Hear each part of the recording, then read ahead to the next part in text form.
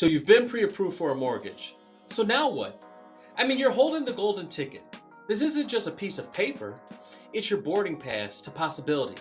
The key to unlocking the door after door until you find the one that feels like home.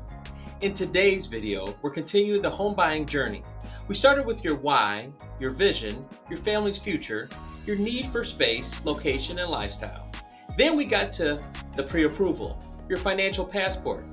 If you missed those videos, check them out right over there. Now it's go time. This is the part of the journey where your realtor steps in like a trusted tour guide, helping you navigate the jungle of listings, floor plans, and open houses. But remember, you're not just buying walls and a roof. You're choosing the backdrop to your life's biggest moments.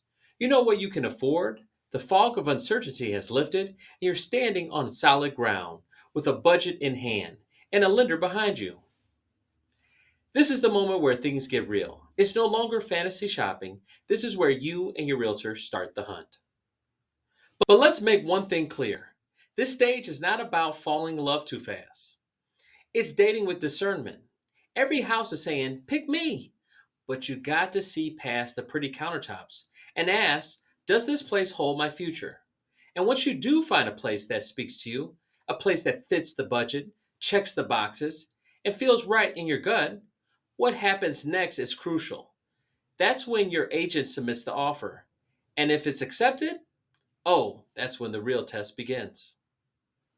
Once you found the one, the house that makes your heart skip a beat, and your Zillow alerts go quiet, it's tempting to pop the champagne and start mentally hanging the live, laugh, love sign in the foyer. But hold up, before you start naming the dog and picking the curtains, we need to make sure this home isn't just charming on the outside, but solid on the inside. Enter the home inspection, aka your real estate reality check. It's not required, but neither is checking your parachute before you skydive. You still want to do that, right? Think of the inspection as the final audition. This is your chance to slow it all down. Take off the rose colored glasses. Think of the inspector as your relationship therapist, poking around to see if this house has commitment issues. Does it have a solid roof over your family's head? Is the HVAC going to keep your baby warm at 2 a.m. in February? Is there mold creeping in where your toddler's toy chest will sit? It's the moment where the house has to prove itself, to show you it's ready to carry your dreams, your noise, your chaos, and your quiet moments too. So don't skip it, embrace it, because no house is worth sacrificing your family's safety, sanity, and your savings. Now, let's say your inspector emails you that report, a chunky booklet of reality. Maybe the roof's got more wrinkles than a 90s sitcom dad. Maybe the HVAC system sounds like it's whispering its final goodbyes. Maybe there's a colony of termites having a cookout behind the drywall. This is not the time to panic. This is the time to pivot. Your home inspection report doesn't just point out flaws, it gives you options.